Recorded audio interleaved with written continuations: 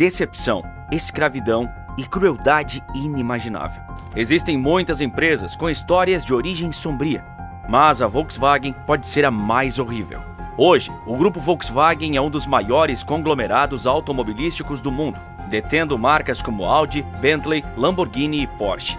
Você pode associar os designs de carros da Volkswagen como os mais adorados, ou inofensivos como Volkswagen Beetle ou o divertido VW Bus.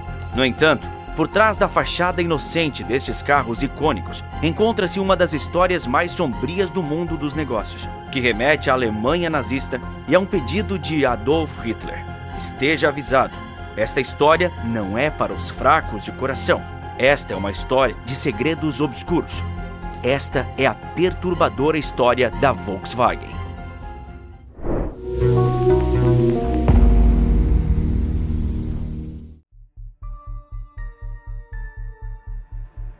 A história da Volkswagen começa na década de 1930, sob um contexto delicado na Alemanha. Após a Primeira Guerra Mundial, o país enfrentava uma crise econômica e social. Tendo que compensar os danos causados pela guerra, a Alemanha foi forçada a pagar uma quantia surpreendente de dinheiro para reparar países europeus, totalizando um montante de mais de 500 bilhões de dólares. O desemprego era altíssimo, e como o governo imprimia quantias infinitas de dinheiro para pagar as reparações, a moeda alemã acabou se desvalorizando.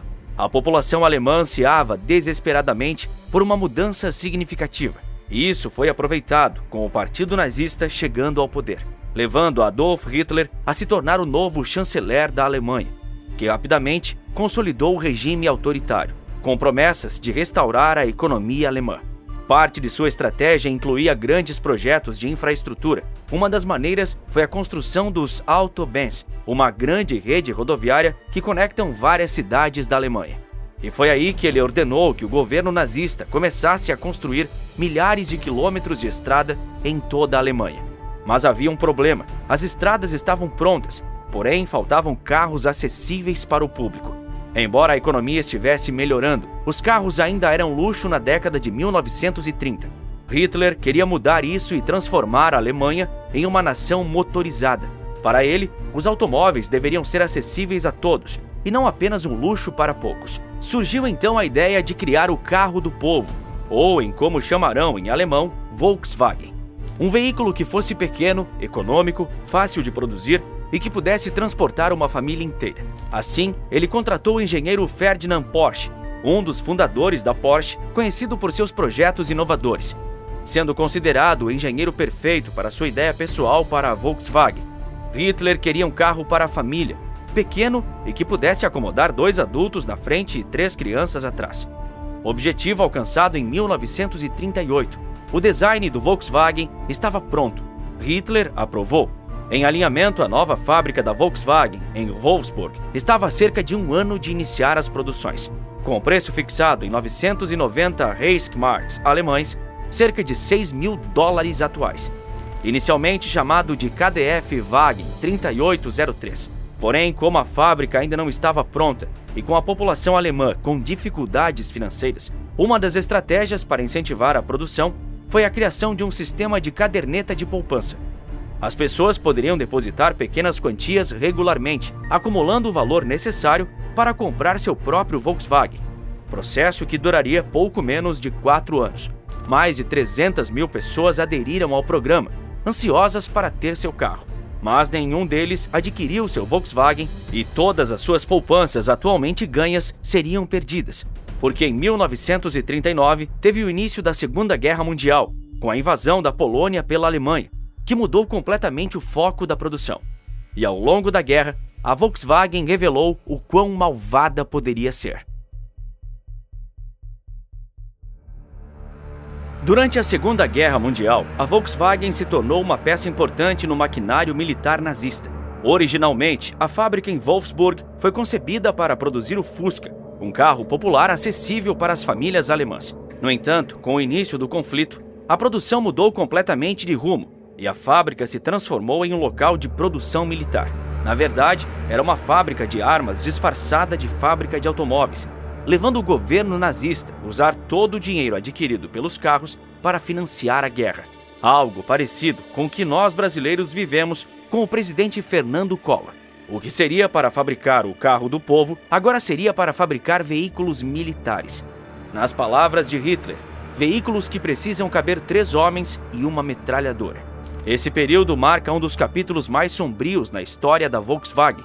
A fábrica utilizou o trabalho forçado, com dezenas de milhares de prisioneiros de guerra e trabalhadores escravizados de diversas nacionalidades, incluindo judeus e prisioneiros de campos de concentração. Volkswagen, que deveria ser um símbolo de inovação e mobilidade para o povo alemão, tornou-se um local de dor e sofrimento para milhares de pessoas. Os veículos militares produzidos, como o Schwingwagen, mostravam a adaptação da empresa para atender às necessidades do exército. Isso tudo aconteceu sob o disfarce de uma empresa que, inicialmente, tinha a missão de produzir um carro acessível para o povo. Além dos trabalhadores adultos, o período também é marcado por histórias ainda mais cruéis, como o Kinderheim, um orfanato mantido pela fábrica. Preste atenção, antes de 1943, a política dos nazistas em seus campos de trabalho era enviar mulheres que engravidavam de volta para suas cidades natais. Porém, quando isso acontecia, a Volkswagen perdia um de seus trabalhadores. Com isso, pediram que modificassem esta política e, como resultado, eles instituíram creches para os recém-nascidos e enviassem as mães de volta aos campos de trabalho. O Kinderheim, que foi construído nos arredores da fábrica, sendo a Volkswagen a principal responsável pela administração, e não os nazistas, o que levaria as mães a acreditarem que seriam todos bem tratados, certo? Infelizmente estavam erradas. As mães que trabalhavam na Volkswagen tinham pouquíssimo ou nenhum acesso aos seus filhos, precisando de licenças especiais para vê-los. O que era para ser um lar aconchegante eram 2 barracos de madeira velhos, completamente infestado de baratas, moscas, vermes e piolhos que rastejavam sobre os bebês. Muitos bebês nascidos nessas condições acabaram falecendo, vítimas da extrema negligência e da falta de cuidados adequados. A taxa de mortalidade era alarmante, com estimativas de que centenas de bebês não sobreviveram. Taxa de mortalidade que não seria maior devido ao avanço das tropas aliadas em 1945 sobre o território alemão, onde bombardearam a fábrica da Volkswagen, deixando-a em ruínas. Em 1945, com a vitória dos aliados, a fábrica foi finalmente desativada. Os 9.700 trabalhadores e prisioneiros que trabalhavam na fábrica da Volkswagen foram libertados pelos aliados. Os nazistas se renderam e a Segunda Guerra Mundial finalmente acabou. E a verdadeira extensão dos abusos cometidos dentro dela começou a ser reconhecida. Mas com a rendição da Alemanha e o fim da Segunda Guerra Mundial, com os nazistas fora de cena, o que seria da Volkswagen? Quando a Segunda Guerra Mundial terminou, a Alemanha estava devastada. As potências aliadas e a União Soviética ocuparam todo o território. As cidades foram destruídas, a economia estava em ruínas e milhões de pessoas enfrentam incertezas. A fábrica da Volkswagen, localizada em Wolfsburg, também refletia esse cenário. Durante a guerra, ela foi bombardeada e parcialmente destruída, deixando o futuro da empresa em um estado de limbo. Apesar das circunstâncias, a fábrica ainda era uma das maiores empregadoras da região e havia uma necessidade de reviver a economia local. Com a rendição da Alemanha, o controle da Volkswagen passou para as mãos das forças aliadas, especificamente o Comando Britânico. Em um movimento decisivo, o Major Ivan Hirst foi designado para supervisionar a fábrica. Ivan era um engenheiro do exército britânico, com apenas 29 anos na época. A princípio, não havia um plano claro sobre o que fazer com a Volkswagen. Muitos viam a fábrica apenas como um símbolo do regime nazista e acreditavam que ela deveria ser desmantelada. No entanto, Hirst viu uma oportunidade de usar a produção de carros para ajudar na reconstrução econômica da região. Um dos primeiros passos para a recuperação foi reparar a infraestrutura básica da fábrica. Com a ajuda de engenheiros e trabalhadores locais, Hirst conseguiu colocar em funcionamento as máquinas e reorganizar a produção, algo que parecia impensável no fim da guerra. Um detalhe curioso e importante é que entre as ruínas da fábrica, um protótipo do Fusca permaneceu intacto. Este modelo seria a base para a retomada da produção. Então Ivan pintou-o como veículo do exército e enviou para o quartel-general do exército britânico. E para sua surpresa, enviaram-lhe de volta uma encomenda de 20 mil outros carros iguais a este. E 14 dias depois, eles dobraram o pedido para 40 mil. Isso foi um marco, mostrando que, mesmo após anos de destruição e turbulência, a Volkswagen poderia encontrar uma nova vida. Esse esforço foi impulsionado principalmente pelas encomendas das forças britânicas, que precisavam de veículos para suas operações. A partir de então, a produção do Fusca, oficialmente conhecido como Volkswagen Tipo 1, tornou-se um símbolo não apenas da empresa, mas também da recuperação econômica da Alemanha. O carro era confiável, acessível e tinha uma identidade que o diferenciava de outros modelos da época. Ele se tornou o coração da empresa e ajudou a Volkswagen a se tornar competitiva novamente, expandindo suas vendas além das fronteiras alemãs e entrando em mercados europeus. A ressurreição da Volkswagen também trouxe algumas mudanças simbólicas e práticas. Claro, durante o período nazista, a empresa usava uma logomarca que lembrava a cruz nazista, mas após a guerra, essa logo foi alterada para se distanciar de seu passado sombrio. A mudança de imagem foi um passo importante para que a Volkswagen pudesse se reinventar e apagar as associações negativas com o regime nazista. Outro modelo icônico que surgiu nesse período de reconstrução foi o Volkswagen Type 2, mais conhecido como Kombi. Ele foi introduzido em 1950 e, assim como o Fusca, tornou-se um sucesso global. A Kombi oferecia uma versatilidade que atraiu diferentes tipos de consumidores, desde comerciantes que precisavam de um veículo para transporte de mercadorias, até famílias que buscavam aventuras em viagens. Assim, a Volkswagen começou a se destacar não apenas pela resiliência, mas também pela capacidade de inovar. Ao longo dos anos seguintes, a Volkswagen continuou a crescer e se adaptar. A década de 1950 foi marcada por um boom econômico que favoreceu a expansão da empresa. E finalmente o trabalho de Ivan foi concluído. Era hora de entregar a Volkswagen ao povo da Alemanha. E é aqui que realmente começa o caminho da Volkswagen para a dominação no mundo automobilístico. Durante as décadas de 1950 e 1960, a Volkswagen consolidou sua posição no mercado global. O sucesso do Fusca, Volkswagen Beetle e do Volkswagen Type 2 Kombi transformou a marca em um ícone, especialmente na Europa e nos Estados Unidos. Em 1955, a empresa comemorou a marca de 1 milhão de Fuscas vendidos, consolidando-o como o carro mais popular do mundo até então. Com o tempo, o Fusca ultrapassa todos os recordes de vendas, inclusive o famoso Ford modelo T, tornando-se um símbolo de acessibilidade e confiabilidade.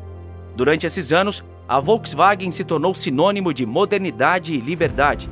O movimento hype, que floresceu nos anos 1960, adotou a Kombi como símbolo de viagens e aventuras.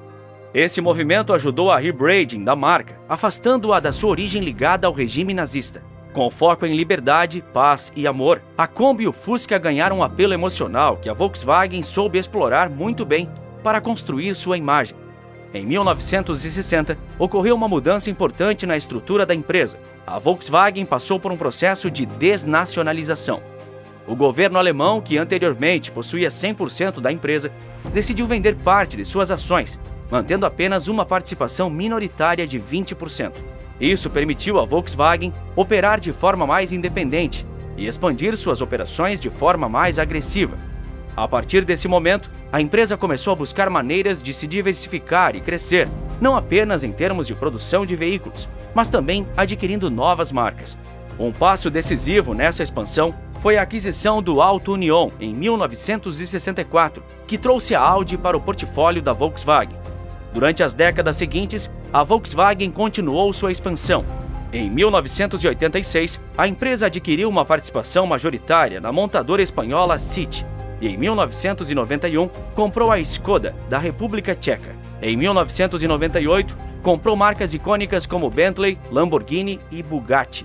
A empresa queria ser uma potência que abarcasse todas as categorias de veículos, e essas aquisições foram cruciais para isso. O grupo Volkswagen era agora um conglomerado enorme e poderoso. Mas no início dos anos 2000, ocorreu outra reviravolta. A Volkswagen que seria comprada, e por ninguém menos que a empresa que projetou seu primeiro carro antes da Segunda Guerra Mundial, a Porsche, que nessa época era a empresa de carros mais rentável do mundo, obtendo 2 bilhões de dólares de lucro em 2004.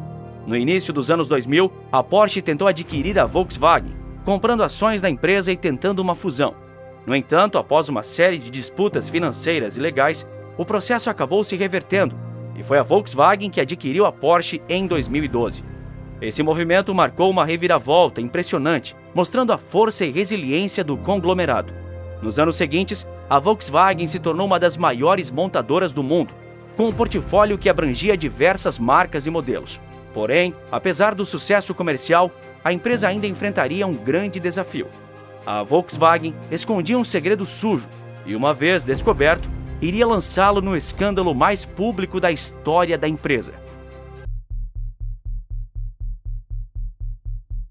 O grupo Volkswagen estava ascendendo rapidamente ao topo da indústria automobilística, vendendo mais carros que no ano anterior. Mas a Volkswagen escondia um segredo em seus carros. Tudo começou em 2009, com seus carros Clean Diesel. Esse esquema começou a ser planejado em 2009, quando a Volkswagen queria aumentar sua participação no mercado dos Estados Unidos, onde os consumidores valorizam carros eficientes e ecológicos. O slogan Clean Diesel prometia um desempenho sustentável, e muitos compradores foram atraídos por essa promessa. No entanto, a verdade era que a empresa havia deliberadamente enganado reguladores e consumidores ao redor do mundo para manter essa imagem. Em 2015, foi revelado que a empresa havia instalado um software fraudulento em seus carros a diesel. Esse dispositivo era projetado para manipular resultados de testes de emissões, fazendo com que os carros parecessem mais ecológicos do que realmente eram. Durante o uso normal, esses veículos emitem poluentes em níveis até 40 vezes superiores ao permitido por lei. Entre as substâncias emitidas, os óxidos de nitrogênio, NOx, eram os maiores excedentes. Os óxidos de nitrogênio, NOx, são poluentes atmosféricos que podem causar doenças pulmonares e agravar outras já existentes: asma, rinite, alergias respiratórias, pneumonias, tuberculose. Quando as autoridades ambientais dos Estados Unidos descobriram a fraude, o impacto foi imenso. A Volkswagen admitiu que mais de 11 milhões de veículos em todo o mundo estavam equipados com o software fraudulento. Executivos da empresa, incluindo o CEO Martin Winterkorn, renunciaram devido ao escândalo. Essa crise expôs falhas profundas na cultura corporativa da Volkswagen, onde a busca por lucros e liderança no mercado levou a decisões antiéticas. O Dieselgate resultou em bilhões de dólares em multas e acordos judiciais. A empresa foi forçada a recolher e consertar milhões de carros afetados, um processo complexo e custoso que impactou sua posição financeira. Além das penalidades econômicas, o escândalo também afetou severamente a reputação da Volkswagen. A marca, que havia sido sinônimo de inovação e confiança, passou a ser vista como uma empresa que enganou seus clientes e reguladores de forma deliberada. Embora possa se pensar que a Volkswagen sofreria as consequências deste escândalo nos próximos anos, apenas um ano depois, a Volkswagen conseguiu ultrapassar a Toyota para se tornar o conglomerado de automóveis mais vendido no mundo. Apesar de tudo, a Volkswagen conseguiu chegar ao topo da indústria automobilística. Aliás, na lista dos 10 carros mais vendidos da história, a Volkswagen tem 3 deles. Dados os escândalos envolvidos, isto pode parecer surpreendente. Mas penso que é importante sublinhar que não podemos culpar a Volkswagen hoje pelas atrocidades nos seus primeiros anos, porque depois da Segunda Guerra Mundial, embora o nome e a fábrica fossem o mesmo, as pessoas que dirigiam a empresa mudaram completamente. E quando você considera todas as marcas que o grupo Volkswagen possui, não há dúvidas de que eles criaram muitos carros icônicos e brilhantes. Mas, por outro lado, o escândalo das emissões, juntamente com vários escândalos de suborno envolvendo executivos de alto nível, mostraram que mesmo a história da Volkswagen ainda está repleta de controvérsia. E se você quiser saber como a China está comprando cidades brasileiras, eu te explico no vídeo que aparece agora na sua tela. Por esse vídeo é isso. Um forte abraço e bons negócios!